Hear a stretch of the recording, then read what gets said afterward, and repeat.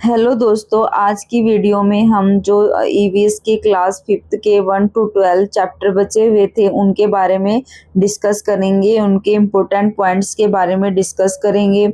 इसके अलावा यहाँ पर हम 30 इम्पोर्टेंट क्वेश्चंस को भी डिस्कस करेंगे। इससे पहले वीडियो शुरू करने से पहले मैं आपको बताना चाहती हूँ कि मैंने चैनल पर सीडीपी, ईवीएस, इंग्लिश की कंप्लीट वीडियो मैंने चैनल पर डाली हुई है। इन सभी की प्लेलिस्ट बनाई हुई है। इसके अलावा हिंदी और मैथ की भी प्लेलिस्ट बनाई हुई है। तो ये सारी की सारी वीडियो आप चैनल पर जाकर देखें। ये सारी की सारी जो वीडियोस हैं आपके लिए बहुत इम्पोर्टेंट हैं। इसके अलावा मैंने पीवाईक्यू को भी पूरा डिटेल में डिस्कस किया हुआ है, जिससे आपके सीटेट के सारे 100% कंसेप्ट बिल्कुल क्लियर हो जाएंगे। फिर भी अगर आपको कोई डाउट है तो आप कमेंट बॉक्स में डालकर डाउट पूछ सकते हैं, ताकि मैं आपका जो भी डाउट हो उसको दूर कर दूं। चलिए शुरू करते हैं आज की वीडियो। सबसे पहला चैप्टर है हमारा सुपर सेंसेस। डॉग्स के बारे में बात हुई है। Dogs have a strong sense of smell. They can identify people and objects bye their smell. तो जो डॉग्स होते हैं उनकी जो स्मेल होती है वो बहुत स्ट्रॉन्ग होती है। उनके एरिया में जो भी कुत्ता आता है तो उसकी स्मेल, जो भी पार्ट वो छोड़ के जाता है उसकी स्मेल से वो पता लगा लेते हैं कि उनके एरिया में कोई दूसरा डॉग आया है। इसके अलावा पीपल को भी वो स्मेल से, स्ट्रॉन्ग स्मेल उनकी होती है, उसे पहचान जाते हैं कि कौन स्ट्रेंजर है और कौन फैमिलियर है।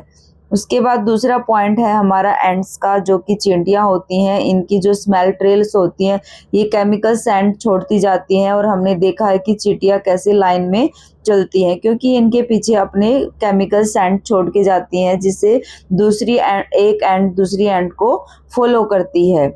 तीसरा है हमारा स्नेक के बारे में। जो स्नेक्स होते हैं हमने पहले की वीडियो में भी देखा है कि उनके एक्सटर्नल ईयर्स नहीं होते, इंटरनल ईयर्स होते हैं।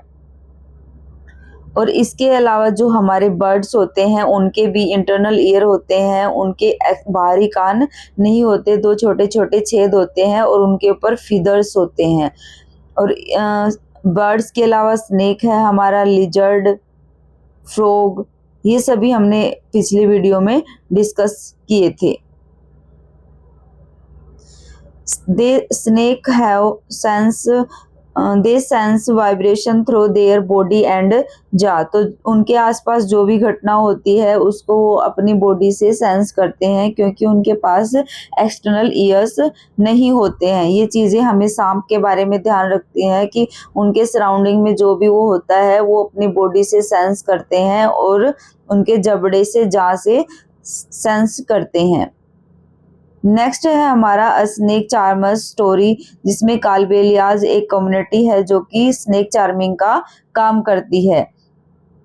सेकंड पॉइंट है हमारा स्नेक्स टंग। तो ये जो सांप की टंग होती है वो क्या है, जो पार्टिकल्स होते हैं एयर में उनको स्मेल करती है और help the snake detect its surrounding, और अपने सराउंडिंग के बारे में, चारों तरफ के बारे में डिटेक्ट कर पाता है। तो इस तरीके से हम देख रहे हैं कि उनके एक्सटर्नल एयर तो नहीं होते, तो जो वाइब्रेशन होती है उससे जो पार्टिकल्स होते हैं एयर में उसको वो स्मेल करते हैं। इसके अलावा जॉ, ये सब चीज़ें उनको हेल्प करती हैं उनके सराउंडिंग को डिटेक्ट करने में, पहचानने में।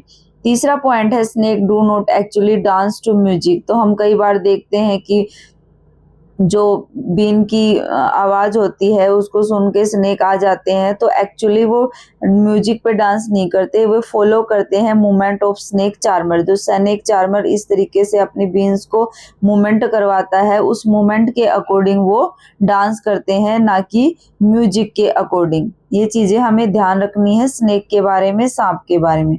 नेक्स्ट हमारा चैप्टर है from tasting to digesting. Taste buds की बात हुई है। Sensory structures on the tongue that helps detect taste. तो हमारी जो जीभ होती है उसमें अलग जगह पर अलग अलग टेस्ट होते हैं।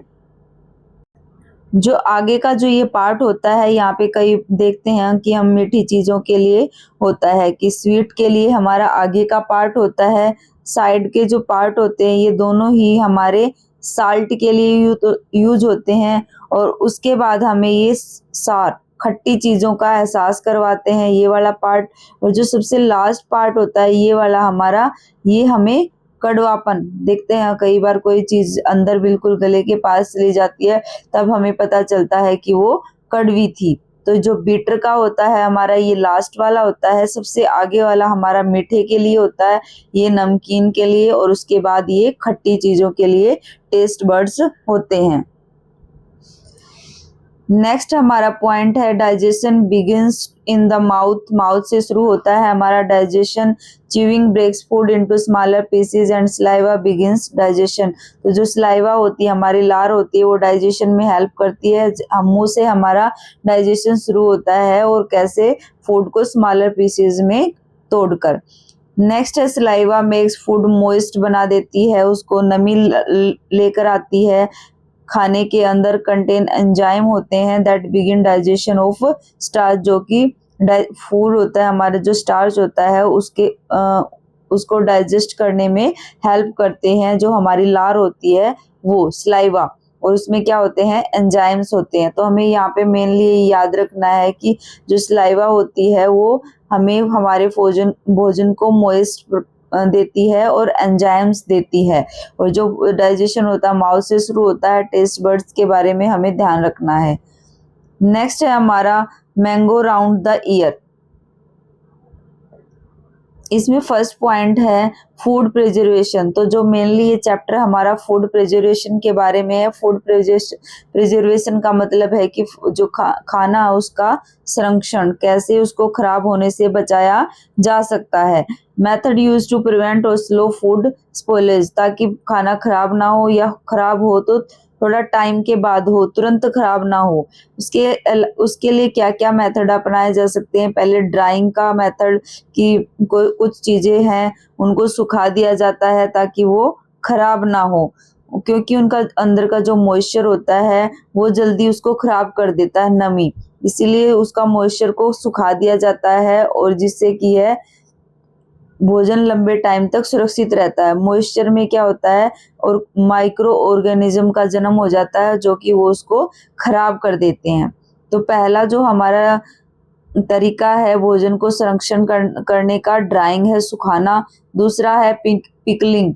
तो जैसे हमारा अचार होता है तो वो जल्दी खराब ना हो, तो उसके अंदर हम क्या है, ऑयल डाल देते हैं, तेल डाल देते हैं, या साल्ट डाल देते हैं कई चीज़ों में, ऑयल।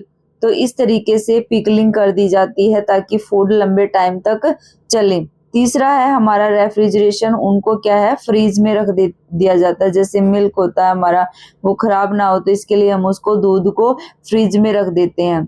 तो 3 तरीके यहाँ पे बताए गए हैं कि फूड प्रिजर्वेशन के, खाना खराब ना हो उनके 3 तरीके। जैसे हमारी सब्जियां होती हैं उसको सूखे में रखा जाता है, गीले में नहीं रखा जाता, ताकि वो जल्दी खराब ना हो। तो यहाँ पे 3 तरीके हैं फूड प्रिजर्वेशन के, ड्राइंग, पिकलिंग और रेफ्रिजरेशन।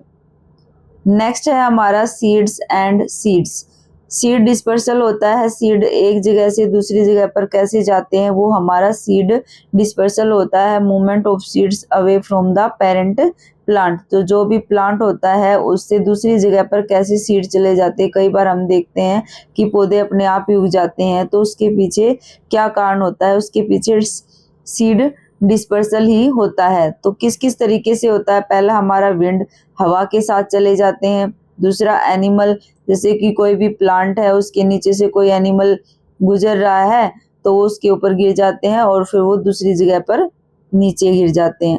इस तरीके से जर्मिनेशन होता है, जिसे हम अंकुरण भी कहते हैं।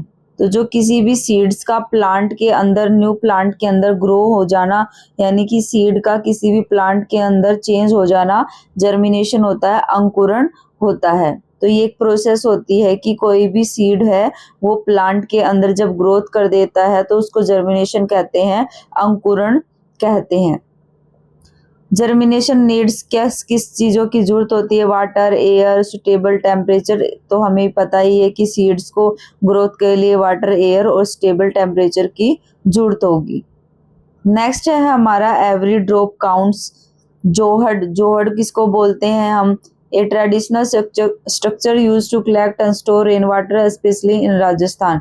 तो ऐसी इस तरीके से बना दिए जाते हैं, एक स्ट्रक्चर बना दी जाती है ताकि जो वर्षा का पानी है यहाँ पे स्टोर हो जाए। तो इसको हम क्या बोलते हैं, जोहड़। तो ये राजस्थान जैसे इलाकों में बनाए जाते हैं, ताकि वैसे तो कई जगह पाए जाते हैं लेकिन राजस्थान में मेनली इसलिए बनाए जाते हैं ताकि वहाँ बारिश कम होती है, तो बारिश का पानी इन जोहड़ में इकट्ठा कर लिया जाए और बाद में इसका यूज कर सकते हैं। नेक्स्ट है हमारा tanka and underground tank use to store rain water. तो जो फर्श होता है उसके नीचे टंकी बना दी जाती है पानी की, जिसे टंका भी बोलते हैं। राजस्थान में ही है ये भी। तो इसके अंदर जब पानी स्टोर कर दिया जाता है तो उसको कहते हैं, ये हमारा अंडरग्राउंड है। हमें याद रखना है कि ये अंडरग्राउंड टैंक है जिसे हम टंका बोलते हैं। नेक्स्ट है हमारा खादीन। खादीन क्या है, traditional system for collecting and conserving rain water. तो पानी, जो बारिश का पानी है उसको कलेक्ट करने का जो सिस्टम होता है उसको हम खादीन बोलते हैं। तो खादीन, ये सारे की सारी चीजें हमारी राजस्थान से रिलेटेड है, हमें ये ध्यान रखना है। तो खादीन में क्या होता है, बारिश का जो पानी होता है उसको रोक लिया जाता है खेतों के अंदर, और ताकि वो पानी धीरे धीरे मिट्टी में समाए, एकदम से ना समाए, जिससे मिट्टी की जो है नमी वाली मिट्टी हो जाती है और फिर बाद में उस मिट्टी का यूज फसल उगाने के लिए किया जाता है। तो खादीन क्या है, एक परंपरा होती है, ट्रेडिशनल सिस्टम है जिसमें क्या है, पानी को कलेक्ट किया जाता है और उस पानी को क्या है धीरे धीरे उसमें जमीन में छोड़ा जाता है, ताकि जो मिट्टी है उसमें नमी बनी रहे और उसको फसल उगाने के लिए यूज कर सकें। तो नेक्स्ट पॉइंट है हमारा रेन वाटर हार्वेस्टिंग, जिसमें क्या होता है, जो वर्षा का पानी होता है उसको इकट्ठा किया जाता है, स्टोर किया जाता है ताकि उसको बाद में यूज कर सके। तो इसको बोलेंगे हम रेन वाटर हार्वेस्टिंग। नेक्स्ट है हमारा एक्सपेरिमेंट्स विद वाटर। जो सोल्यूबल होते हैं, वो जो चीजें पानी में आसानी से घुल जाती हैं उन्हें हम सोल्यूबल कहते हैं। जैसे कि हमारा साल्ट होता है, शुगर, चीनी होती है, तो ये हमारे पानी में सोल्यूबल होते हैं। इनसोल्यूबल क्या होते हैं, जो पानी में अघुलनशील होते हैं, जो पानी में नहीं घुलते हैं। जैसे कि फॉर एग्जांपल सैंड हो गया, हमारा यहाँ पे सैंड हो गया, रेत हो गया, ऑयल होता है जैसे, वो भी पानी में नहीं घुलता। तो ऐसी चीजें जो पानी में नहीं घुलती उन्हें इनसोल्यूबल कहते हैं। फ्लोटिंग मतलब तैरना, पानी पर तैरने वाली चीजें। तो जो ऑयली चीजें होती है वो पानी पर तैरती हैं, या हल्की चीजें होती हैं वो पानी पर तैरती हैं, तो वो क्या होती हैं, फ्लोटिंग। सिंकिंग का पता ही है कि जो पानी में जब डूब जाती है कोई भी चीज उसको सिंकिंग। तो जो हैवी चीजें होती हैं जैसे आयरन, लोहा वगैरह, ये क्या होता है, पानी में डूब जाती हैं। नेक्स्ट है a treat for mosquitoes stagnant water. जब पानी रुक जाता है तो उसमें क्या होते हैं, मच्छर पनपने लग जाते हैं। तो water that remain still it provide stable breeding places for mosquito. तो यहाँ पूछ लिया जाए कि मच्छर कहाँ होते हैं, तो रुके हुए पानी में। मलेरिया हो जाता है मच्छर के काटने से, disease caused by Plasmodium parasite. तो हमें ये भी याद रखना है कि कौन सा मच्छर होता है जिसके काटने से मलेरिया होता है, Plasmodium parasite and transmitted by infected female Anopheles mosquito.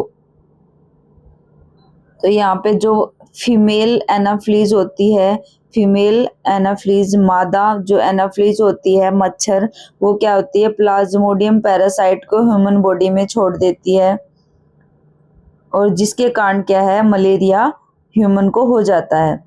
तो यहाँ पे अगर ट्रांसमिट कैसे करा जाता है, तो वो मादा एनाफिलीज ट्रांसफर करती है, और किसके कारण जो मलेरिया होता है वो प्लाज्मोडियम पैरासाइट की वजह से होता है। तो अगर पूछा जाए तो कौन से मच्छर की वजह से होता है, तो हमें याद रखना है कि मादा फीमेल एनाफिलीज के कारण मलेरिया होता है। और जो डेंगू होता है वो एडीज मॉस्किटो की वजह से होता है, ये भी फीमेल ही होता है, मादा एडीज ही होती है। तो हमें याद रखना है दोनों ही बीमारियां कि डेंगू एडीज की वजह से होता है, एडीज मच्छर की वजह से, और जो मलेरिया होता है वो एनाफिलीज मच्छर की वजह से होता है, मादा एनाफिलीज। प्रिवेंशन क्या है, avoiding stagnant water helps reduce mosquito. तो जितना कम हो सके हमें अपने आसपास मच्छरों को नहीं होने देना है, और जो एक जगह पर पानी रुक जाता है लंबे टाइम तक, उसको नहीं रुकने देना है, ऐसी जगह को साफ कर देना है। नेक्स्ट है हमारा अप यू गो। तो जो बछेंद्री पाल है यहाँ पे, उसके बारे में इस चैप्टर में बात हुई है, जो कि फर्स्ट इंडियन वुमेन है जो कि माउंट एवरेस्ट पे चढ़ाई की थी 1984 में। तो बछेंद्री पाल का नाम हमें याद रखना है कि पहली जो भारतीय महिला है उन्होंने माउंट एवरेस्ट की चढ़ाई की थी 1984 में। माउंटेनियरिंग क्या होता है? पेड़ों पर चढ़ना using training equipment and physical skill. तो ऐसे ही माउंटेनियरिंग नहीं की जाती, इसमें ट्रेनिंग दी जाती है। टीम वर्क होता है क्लाइंबर्स का, आपस में एक दूसरे पर डिपेंड होते हैं उनकी सेफ्टी का। तो हमें याद रखना है यहाँ पे कि बछेंद्री पाल कौन है और वो कब उन्होंने माउंट एवरेस्ट की चढ़ाई की थी। नेक्स्ट है हमारा wall tell stories. Golconda fort की इसमें बात हुई है, जो कि हैदराबाद में है, तेलंगाना में। तो हमें याद रखना है कि गोलकोंडा फोर्ट कहाँ पे है? हैदराबाद में, और हैदराबाद तेलंगाना में है। Forts mainly built for protection and defence के लिए बनाए जाते थे। तो जो फोर्ट है क्यों बनाए जाते थे? राजा अपने प्रोटेक्शन के लिए, अपने डिफेंस के लिए फोर्ट बनाते थे। मोन्यूमेंट्स क्या होते हैं? Provide information about the history, architecture, lifestyle of earlier time. तो जो भी राजा अपने आदेश निकालते थे, अपने बारे में बातें क्या है उन मोन्यूमेंट्स पे लिखवाते थे। इससे हमें क्या है, हिस्ट्री के बारे में जानने में हेल्प मिलती है। वहाँ उस किसी भी पर्टिकुलर टाइम में किस तरह का आर्किटेक्चर था, लाइफस्टाइल कैसा था, वो हमें मोन्यूमेंट से पता लगता है। नेक्स्ट है हमारा chapter number 12 Sunita in place. तो हमें पता ही है कि जो सुनीता विलियम्स है वो एक एस्ट्रोनॉट है, इंडियन स्लोवेनियन ओरिजिन की है ये। जो उनके फादर हैं वो इंडिया से बिलोंग करते थे और उनकी जो मदर है वो स्लोविया से बिलोंग करती थी, लेकिन उनकी जो मैरिज हुई है वो अमेरिका में है। तो अब वो इंडियन अमेरिकन है। जो कि पहली एस्ट्रोनॉट जो भारत से थी, तो वो हमें पता होना चाहिए कि कल्पना चावला थी, जिन्होंने जो पहली बार स्पेस में गई थी। और उन्होंने क्या वो कहाँ से थी? हरियाणा के करनाल से थी। उसके बाद अगर हम बात करें कि लंबे टाइम तक जो रही है स्पेस में, वो पहली वुमेन वो है सुनीता विलियम्स। जो पहली लड़की वुमेन गई है, महिला गई है, वो कल्पना चावला, और जो लंबे समय तक रही है वो है सुनीता विलियम्स।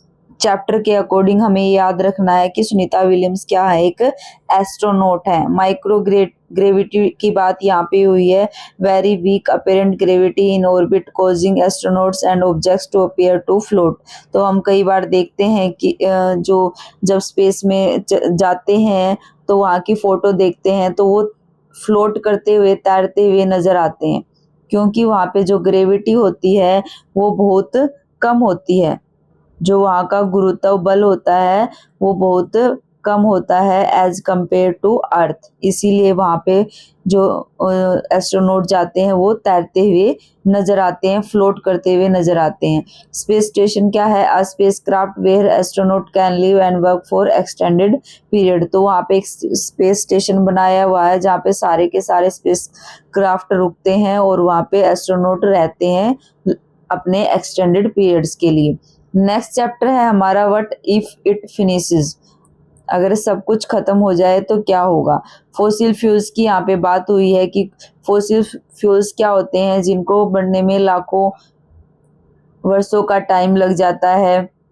जो हमारे जो धरती से पहले कीड़े मकोड़े, पेड़ पौधे जो लाखों सालों तक धरती के नीचे दबे रहते हैं, फिर वो फॉसिल फ्यूल्स में चेंज हो जाते हैं। और इसमें क्या क्या है? जो हमारा कोयल है, पेट्रोलियम है, नेचुरल गैस है, ये हमारे सभी क्या है?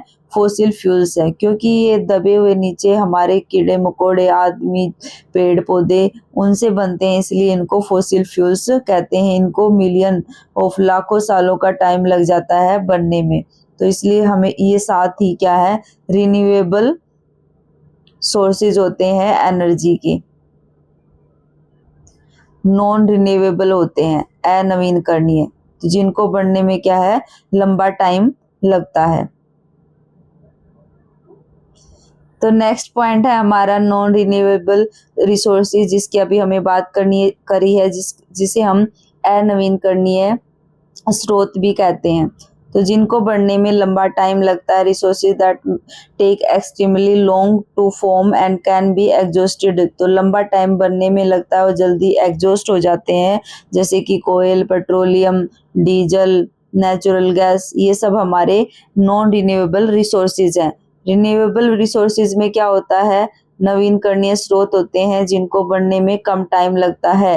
Resources that are naturally replenished such as sunlight, तो जल्दी ही अपने आप बनते रहते हैं, जैसे कि सौर ऊर्जा होता है हमारा, पवन ऊर्जा है।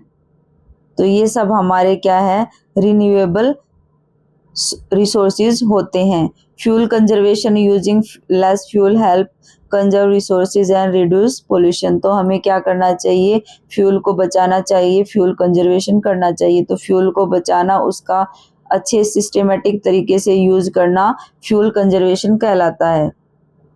यहाँ पे सीटेट ईवीएस पेडागोजी से रिलेटेड कुछ इंपॉर्टेंट पॉइंट्स यहाँ पे डिस्कस करेंगे हम। सबसे पहले है EVS is an integrated subject. तो हमें याद रखना है कि ईवीएस क्या है, एक इंटीग्रेटेड सब्जेक्ट है, जहाँ पे जैसे कि दूसरे सब्जेक्ट साइंस हो गया, हिस्ट्री हो गया, तो उन सभी सब्जेक्ट को आपस में जो है कॉम्बिनेशन, खुद ईवीएस हो गया, तो इन सभी सब्जेक्ट का आपस में क्या होता है, एक कॉम्बिनेशन होता है, इंटीग्रेटेड सब्जेक्ट होता है EVS. Connecting children everyday experience, और ईवीएस को क्या करना है, बच्चे के प्रतिदिन के जो एक्सपीरियंस है उसके साथ कनेक्ट करके पढ़ाना with natural, social and cultural environment में। तो ये ईवीएस की हमारी कैरेक्टरिस्टिक है। उसके बाद है use observation, discussion, field visit, survey, experiments, classification, drawing, mapping and interviews. तो टीच करने के लिए हम ये मेथड यूज कर सकते हैं। स्टार्ट फ्रॉम चिल्ड्रन, जैसे कि बच्चों को ऑब्जर्व करवा सकते हैं, डिस्कस कर सकते हैं किसी टॉपिक पे, बच्चों को फील्ड विजिट से उनको एक्सपीरियंस करवा सकते हैं, कोई भी टॉपिक दे के सर्वे करवा सकते हैं, एक्सपेरिमेंट्स करवा सकते हैं, क्लासिफिकेशन करवा सकते हैं कि अलग अलग कैटेगरी, जैसे बर्ड्स की होगी, हमारे एनिमल्स की कैटेगरी होगी, इस तरीके से उनका क्लासिफिकेशन होता है। ड्राइंग करवा सकते हैं, मैप बनवा सकते हैं अपने आसपास के एरिया का, और इंटरव्यू वगैरह, कोई भी क्वेश्चनेयर बना के उससे रिलेटेड क्वेश्चन अपने आसपास बच्चे पूछ सकते हैं। नेक्स्ट है हमारा start from children local experiences and gradually connect them with wider concept. तो बच्चे के एक्सपीरियंस से शुरू करके हमें वाइडर कंसेप्ट पे जाना है, सिंपल से कॉम्प्लेक्स की तरफ जाना है। जैसे जहाँ पे हम एग्जाम्पल से रूल्स की तरफ जाते हैं, एग्जाम्पल से रूल्स की तरफ जाते हैं, जिसे हम इंडक्टिव टीचिंग भी कहते हैं। तो यहाँ पे हमें आई से इंडक्टिव, ई से एग्जाम्पल, इस तरीके से इसको याद रखना, और हिंदी में इसको आगमनात्मक टीचिंग मेथड बोलते हैं। और यहाँ पे आगमनात्मक को उदाहरण के साथ जोड़ के याद रखना कि उदाहरण पहले दिया जाता है, फिर बच्चे को रूल पढ़ाए जाते हैं। यही हमारा लैंग्वेज में भी मेथड होता है।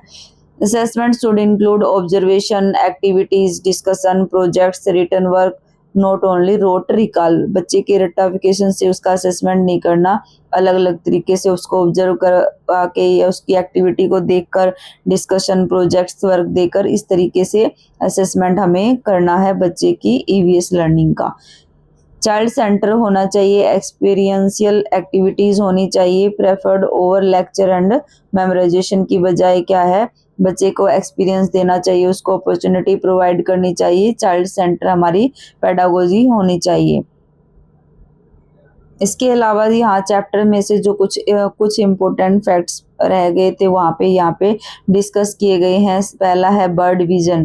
तो जो सुपर सेंसेस है हमारा चैप्टर, उसमें बर्ड विजन की भी बात हुई थी कि जो ईगल, काइट और वल्चर्स होते हैं, हमारे बाज होता है, चील होता है, गिद्ध होता है, वो ह्यूमन से 4 टाइम्स बेटर देख सकते हैं, 4 गुना अच्छे तरीके से, 4 गुना दूर तक देख सकते हैं। अगर ह्यूमन 1 किलोमीटर तक देख सकता है, तो ये तीनों बर्ड्स हमारे 4 किलोमीटर तक देख सकते हैं, तो ह्यूमन से ये 4 टाइम दूर तक देख सकते हैं। ये क्वेश्चन सीटेट में भी पूछा गया था। तो ये जो बर्ड्स का ग्रुप है हमें याद रखना है कि जैसे ईगल्स, बाज, चील और गिद्ध, तीनों के तीनों बर्ड्स। पोचमपल्ली कहाँ का? तेलंगाना की एक जगह है जो कि हैंडलूम के बुनाई के लिए फेमस है, और वहाँ की हैंडलूम बुनाई को इकात कहते हैं। इकत बोलो या इकात। फूड रिच आयरन भी सीटेट में पूछा गया था क्वेश्चन कि कौन कौन से जो फूड होते हैं जिसमें आयरन ज्यादा होता है। जो पालक होता है हमारा, गुड़ होता है, इसमें आयरन ज्यादा होता है। नेक्स्ट है पी प्लांट एक्सपेरिमेंट किसने किया था? तो ये ग्रीगर मेंडल ने किया था, ये हमें याद रखना है। असम का ट्रेडिशनल हाउस में raised bamboo pillars because of local tradition. तो हाउसेस के बारे में भी पूछा जाता है कि अलग अलग जगह पे किस तरह के हाउसेस बनाए जाते हैं। तो असम में हमने पहले की वीडियो में डिस्कस करा था कि जो असम में है बैम्बू के ऊपर घर बनाए जाते हैं, क्योंकि वहाँ पे बाढ़ ज्यादा आती है, इसलिए वहाँ के लोग क्या करते हैं, यहाँ पे ऐसे सीढ़ी लगा लेंगे और बैम्बू के ऊपर अपने घर बनाते हैं। हनी बी के बारे में भी क्वेश्चन आया था सीटेट में कि जो क्वीन बीज होती हैं, हमें 3 तरह की बीज होती हैं क्वीन बीज, वहाँ पहले की वीडियो में हमने ये डिस्कस भी किया है। सोल्जर भी होती हैं और वर्कर बीज होती हैं। जो मेल बीज होती है उनका सिर्फ मेटिंग का काम होता है, उसके अलावा कोई और काम नहीं होता, उसके बाद वो थोड़े टाइम के बाद मर जाते हैं। वर्कर भी मेन काम उनके फूड का काम, रहन सहन सब वर्कर भी देखती हैं। सोल्जर भी डिफेंस का काम करती हैं, जैसे कि नाम से ही पता चल रहा है उनकी सुरक्षा करती हैं। और क्वीन भी एक अकेली मक्खी होती है, केवल 1 मक्खी होती है जो क्वीन भी होती है, और ये अंडे देने का काम करती है।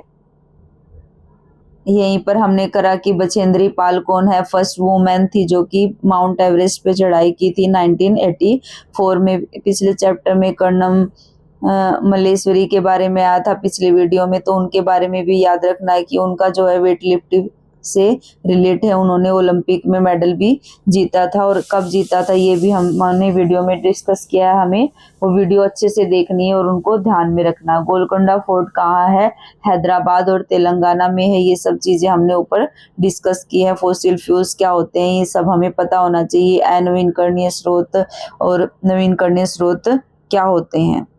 नेक्स्ट है हमारे, यहाँ पे हम क्वेश्चंस को डिस्कस करेंगे। सबसे पहला क्वेश्चन, ये सारे के क्वेश्चन पहले सीटेट में आए हुए हैं, तो हमें इनको ध्यान से देखना है, कई बार रिपीट भी हो जाते हैं। तो पहला क्वेश्चन है Pochampally is famous for its beautifully design sari and special weave. तो पोचमपल्ली कहाँ का है, कहाँ है ये जगह, ये हमें यहाँ पे बताना है। तो ऑप्शन नंबर 2 यहाँ पे बी है, तेलंगाना। यहाँ आंसर हो जाएगा कि पोचमपल्ली की जो हैंडलूम वीविंग है उसको इकात कहा जाता है, और ये तेलंगाना में है। सेकंड क्वेश्चन है which group of birds can see objects distinctly from much farther away then humans. तो ह्यूमंस से कहीं ज्यादा दूर तक देख सकते हैं। तो हमने अभी अभी डिस्कस किया है कि ईगल, बाज होता है, ईगल, बाज, काइट और वल्चर। तो 3 हमारे यहाँ पे आ जाएंगे, तो ऑप्शन नंबर बी करेक्ट हो जाएगा। नेक्स्ट क्वेश्चन है हमारा which group of foods iron में कौन कौन सा है? तो जैगरी में होता है हमारा, स्पिनच में भी होता है, आंवला में भी होता है, तो ऑप्शन नंबर डी यहाँ पे करेक्ट हो जाएगा। तो इसके साथ हमें आंवला को भी ऐड करना है कि आंवला में भी आयरन प्रचुर मात्रा में होता है। नेक्स्ट क्वेश्चन है हमारा fourth, who experimented with P plants. तो जहाँ पे पी प्लांट्स की बात होती है तो ग्रीगर मेंडल ने उस पे एक्सपेरिमेंट किया था। ऑप्शन नंबर बी हमारा करेक्ट हो जाएगा। नेक्स्ट है most villagers construct wooden houses raised on strong bamboo pillars. तो बैम्बू पिलर्स की बात होती है और स्लोपिंग रूफ होती है, इस तरीके से टेढ़ी रूफ होती है इनकी, ताकि पानी यहाँ पे अटके ना और नीचे आ जाए। तो ये हमारे असम की बात हो रही है। तो राजस्थान में किस तरह के घर होते हैं? वहाँ पे मिट्टी के घर बने होते हैं और उनकी दीवारें, मोटी मोटी दीवारें बनाई जाती हैं ताकि वो लंबे समय तक ठंडी रहे, क्योंकि वहाँ पे गर्मी ज्यादा होती है, इसलिए मोटी मोटी दीवारें मिट्टी की बनाई जाती हैं।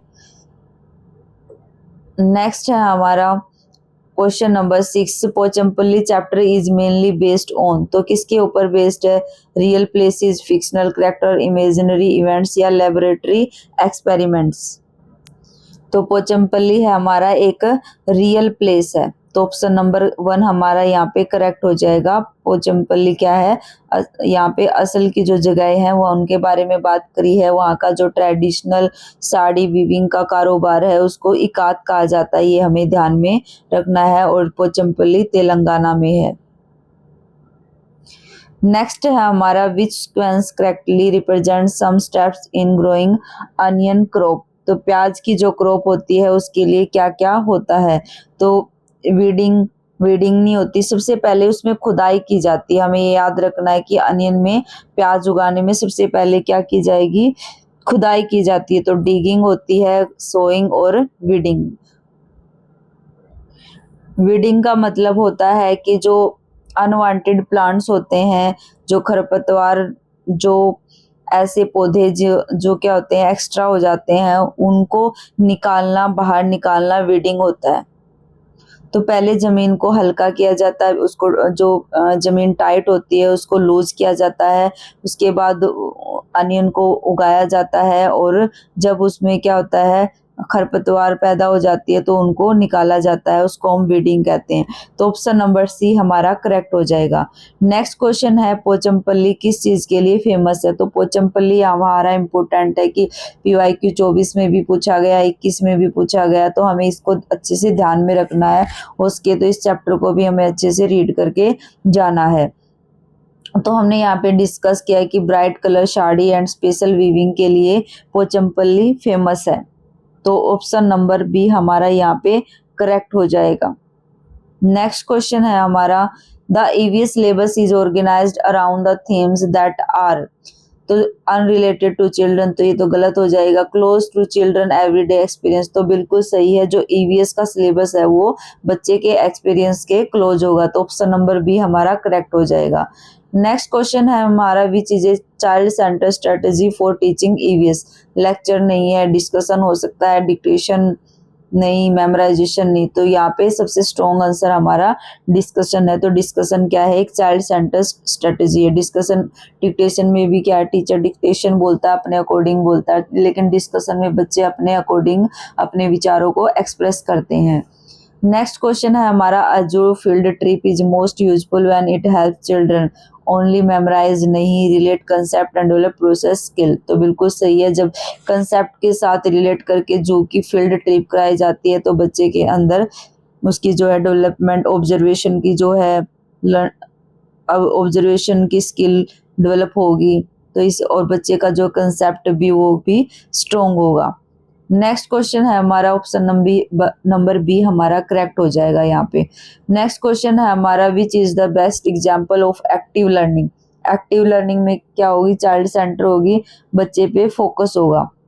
Children add their ideas to mind map about different type of work, तो ऑप्शन नंबर 1 हमारा स्ट्रॉन्ग लग रहा है। इसके अलावा कॉपी फ्लावर प्लांट्स, नोट्स करना, मेमोराइज करना, तो ये सब तो नहीं होगा, तो ऑप्शन नंबर 1 हमारा करेक्ट हो जाएगा।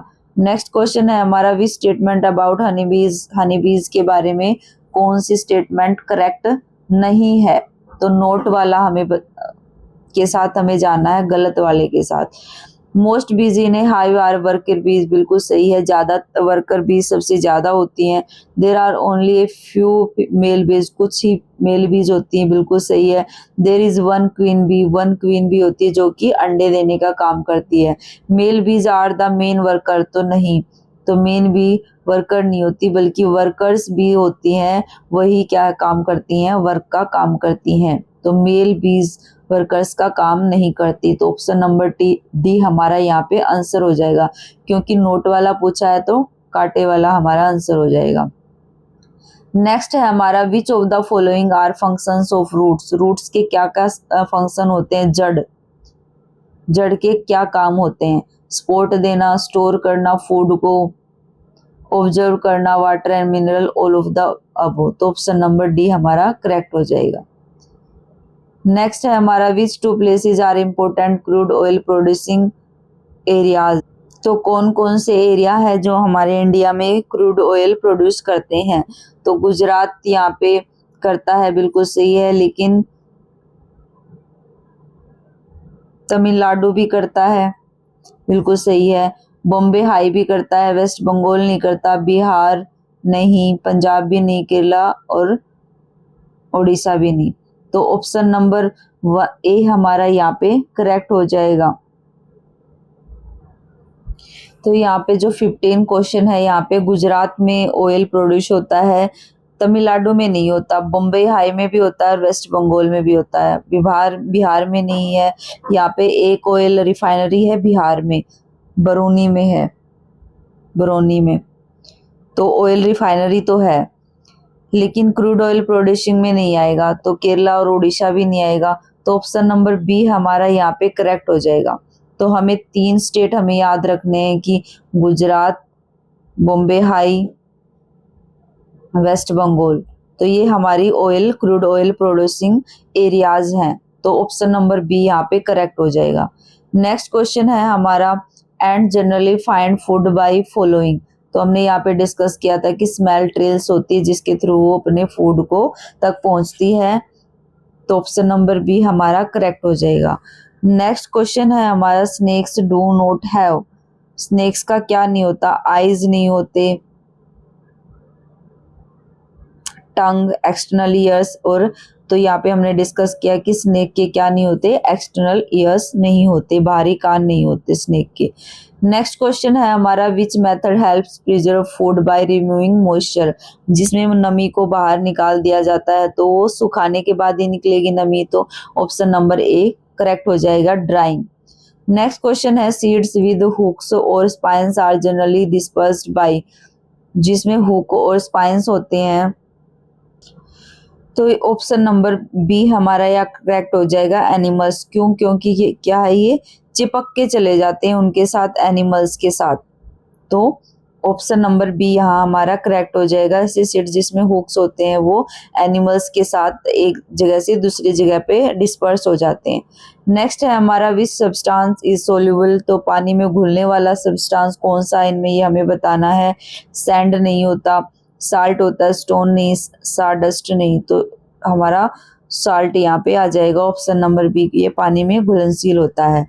नेक्स्ट क्वेश्चन है हमारा, मॉस्किटो कॉमनली ब्रीड इन। कहाँ पे मॉस्किटो मच्छर पैदा होते हैं? तो हमें ये डिस्कस किया था कि रुके हुए पानी में, स्टैग्नेट वाटर में कॉमनली मच्छर हो जाते हैं। नेक्स्ट क्वेश्चन है हमारा, which traditional structure is associated with rain water harvesting Rajasthan. तो राजस्थान में है पानी रोका जाता है। तो हमने यहाँ क्या डिस्कस भी करा था कि जोहड़ के अंदर पानी को रोक लिया जाता है ताकि बाद में उसका यूज कर सके। एक हमने जो खेती के लिए करा था कि खादीन, खेतों में क्या है, पानी को रोक लिया जाता है, बारिश के पानी को, और धीरे धीरे उसमें जमीन में छोड़ा जाता है ताकि जमीन में लंबे समय तक नमी रहे। ये ट्रेडिशनल सिस्टम है रेन वाटर हार्वेस्टिंग का राजस्थान में। नेक्स्ट एक हमारा टैंक आया था जो कि अंडरग्राउंड टैंक होते हैं पानी को स्टोर करने के लिए। नेक्स्ट क्वेश्चन है हमारा, बछेंद्री पाल कौन है, ये इसके बारे में पूछा गया। तो ये माउंटेनियरिंग है जो कि माउंट एवरेस्ट पे उन्होंने चढ़ाई की थी, पहली वुमेन है, भारत की महिला है जो कि माउंट एवरेस्ट पे चढ़ाई की थी 1984 में। इस फैक्ट्स हमें इनके बारे में याद रखने हैं। नेक्स्ट क्वेश्चन है, गोलकोंडा फोर्ट कहाँ है? हैदराबाद में। और हैदराबाद कहाँ है? तेलंगाना में। नेक्स्ट क्वेश्चन है हमारा, astronauts appear to float inside a spacecraft. जब वो स्पेसक्राफ्ट ऊपर जाते हैं स्पेस में तो क्या है, वो तैरते हुए नजर आते हैं। क्यों? क्योंकि जो वहाँ पे माइक्रो ग्रेविटी होती है, जो गुरुत्व बल होता है वहाँ पे माइक्रो होता है, यानी कि कम होता है एज कम्पेयर टू अर्थ। धरती की बजाय वहाँ पे गुरुत्व बल कम होता है, इसलिए वो हल्की हो जाती है वहाँ पे, और हल्की होने के बाद वो तैरने लग जाते हैं। और हमें याद रखना है कि जो पहली वुमेन है, पहली महिला है, वो कल्पना चावला है, स्पेस में गई थी भारत से। और जो पहली महिला लंबे टाइम तक रही थी वो है हमारी सुनीता विलियम्स। वो इंडियन स्लोवियन है वैसे तो, लेकिन अब उनकी शादी जो है अमेरिकन से होगी, तो इंडियन अमेरिकन, तो दोनों ही अगर आ जाते हैं इनमें से तो दोनों ही किसी एक को हम चूज कर सकते हैं। नेक्स्ट क्वेश्चन है हमारा, which of the following is it non renewable resource. तो अनवीनकरणीय स्रोत कौन से होते हैं जो कि लंबे समय तक नहीं चलते और इनको बनने में भी बहुत काफी लाखों साल का टाइम लग जाता है। सनलाइट हमारा रिन्यूएबल है, जल्दी निकल जाता है। विंड भी। पेट्रोलियम, पेट्रोलियम क्या होता है, नॉन रिन्यूएबल होता है, अनवीनकरणीय स्रोत होता है, इनको लाखों साल का टाइम लग जाता है। और पेट्रोलियम से हम क्या क्या निकाल सकते हैं, कोयला निकाल, डीजल निकाल सकते हैं, पेट्रोल निकाल सकते हैं, इसके अलावा वैक्स निकाल सकते हैं। ये सब चीजें हमें याद रखनी है। नेक्स्ट क्वेश्चन है हमारा, ये हमने पिछली वीडियो में भी डिस्कस किया है, आप चैनल पर जाकर वो वीडियो देखें। ईवीएस की जो प्लेलिस्ट बनाई हुई है वो उसको अच्छे से देखें। नेक्स्ट क्वेश्चन है हमारा, डाइजेशन ऑफ फूड कहाँ से शुरू होता है, तो वो माउथ से शुरू होता है। नेक्स्ट है 28, which activity best developed observation skill in EVS. तो कौन सी ऑब्जर्वेशन क्या होता है, किसी भी चीज को ध्यान से देखना, और वो स्किल कैसे आएगी, observing and comparing different leaves. तो जब बच्चों को लीव्स, पत्तों को ऑब्जर्व किया जाएगा, कंपेयर करवाया जाएगा, तो वो सबसे बेस्ट होगा डेवलप करने के लिए ऑब्जर्वेशन स्किल। तो ऑप्शन नंबर बी हमारा करेक्ट हो जाएगा। नेक्स्ट क्वेश्चन है 29, a teacher ask children to interview grand parents about changes in family life, the this mainly promotes. तो बच्चे इंटरव्यू ले रहे हैं, लर्निंग फ्रॉम लाइव एक्सपीरियंस, बिल्कुल सही है, बच्चे लाइव एक्सपीरियंसेस से सीखेंगे, रोट नहीं होगा, मेमोराइजेशन नहीं होगा, ड्रिल प्रैक्टिस नहीं होगा। नेक्स्ट है हमारा question number 30, a teacher wants children to understand water conservation. तो कौन सी एक्टिविटी बेस्ट रहेगी, मेमोराइज करवाना, रटवाना उनको नहीं, investigate in water use at home and discussing ways to reduce wastage, ये हो सकता है। कॉपिंग द कॉपी नहीं करनी है, लर्निंग 5 स्लोगन भी इनफ नहीं होगा, तो मोस्ट अप्रोप्रिएट एक्टिविटी हमारी बी हो जाएगी, इन्वेस्टिगेट करना और फिर उसको डिस्कस करना, वेज को कैसे पानी को वेस्ट होने से रोका जा सकता है, उस पर डिस्कशन करना। तो अलग अलग बच्चे अपने थॉट्स को एक्सप्रेस करेंगे और अलग अलग उनके विचार बाहर आएंगे, तो ये हमारी बेस्ट एक्टिविटी रहेगी बी।